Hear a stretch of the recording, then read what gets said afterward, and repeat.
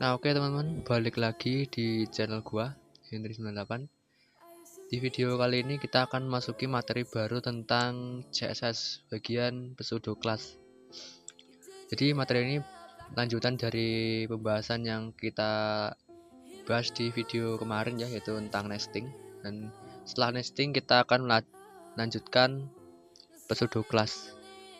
Nah, apa sih pseudo class itu? Pseudo class adalah keyword yang ditambahkan ke selektor untuk menentukan state spesifik dari elemen. Pada CSS, pseudo class bisa juga dikombinasikan dengan class. Tidak semua pseudo class kompatibel dengan setiap browser. Nah, kayak gitu. Jadi kesimpulan dari keterangan ini adalah pseudo class itu ibarat kayak keyword ya, benar, keyword yang ditambahkan ke selektor untuk menentukan state spesifik dari elemen. Kalau sesuai yang ini. Nah, tapi kalau menurut gua pseudo class itu digunakan untuk menambahkan efek ya, spesial pada selektor-selektor tertentu. Nah, kayak gitulah keterangan. Kalau menurut gua ya. Nah, oke, lanjut ke slide berikutnya. Di sini ada kegunaan dari pseudo class yang paling umum untuk menentukan style pada elemen berdasarkan kondisi tertentu seperti saat elemen hover, saat elemen diklik, atau saat elemen menjadi fokus. Nah, elemen saat di hover itu kayak gimana? Elemen hover itu ketika misalnya gua lagi pakai mouse ya, mouse ini otomatis ada kursor yang bisa kalian lihat di layar ini. Nah, ketika kursor mendekati sebuah elemen, maka akan ada efek tertentu yang terjadi ya pada elemen tersebut ketika dilewati dengan kursor. Nah, kemudian yang kedua ada saat elemen diklik. Nah, ini mungkin kalian sudah tahu elemen diklik itu kayak gimana ya. Dan yang terakhir saat elemen jadi fokus. Fokus itu kayak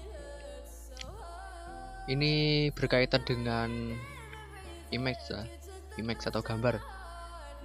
Atau bisa juga atau yang lain saat elemen tidak terkena dengan kursor, otomatis dia akan berada pada kondisi normal.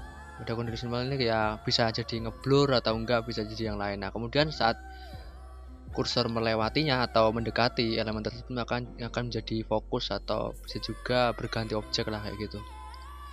Nah, kemudian ada contoh penggunaan. Ini contoh penggunaannya, contoh kegunaan lah bisa jadi.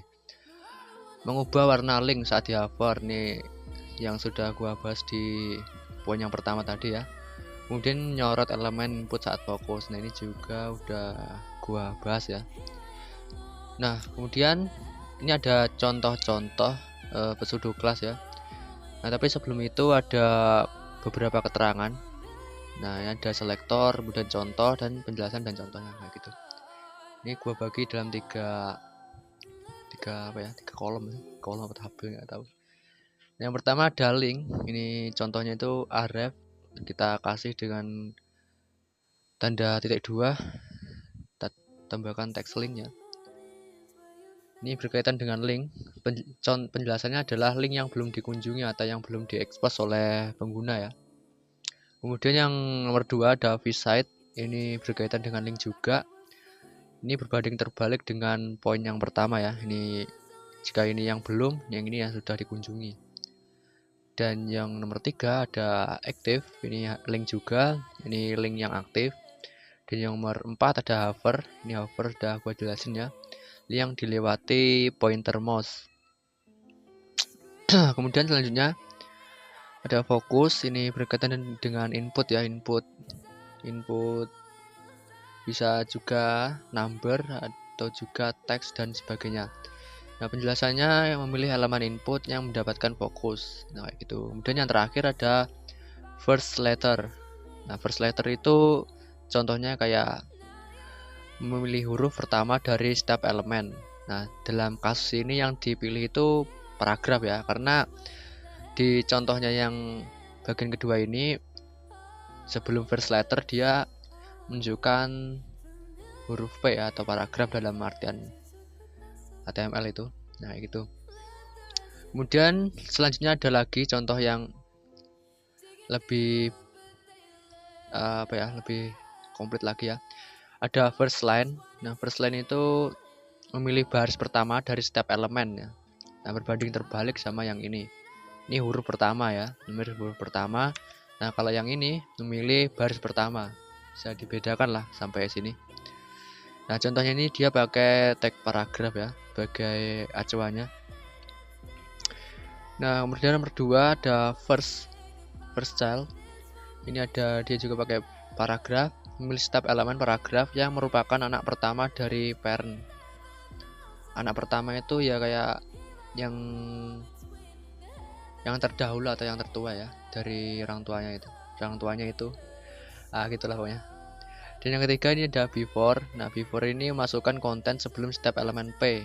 Nah, ini mungkin kalian sudah pernah lihat atau pernah menemu ya dalam coding CS atau ya coding CS sih. Dan yang nomor 4 ada after. Ini masukkan konten setelah setiap elemen paragraf. Dan yang terakhir ada lang atau language. Ini memilih setiap elemen paragraf dengan atribut lang dengan nilai mulai dengan string it. Nah, kayak gitu. Nah, oke, di sini sudah selesai ya materi dari pseudo class. Untuk selanjutnya kita akan mengimplementasikan dari setiap poin yang sudah kita bahas di pseudo class. Kita jabarkan satu-satu pada video berikutnya. Jadi tetap terhubung lah intinya. Oke, mungkin itu dulu yang dapat gua sampaikan pada materi kali ini. Kalau ada pertanyaan bisa kalian tanyakan di kolom komentar. See you next video. Bye bye.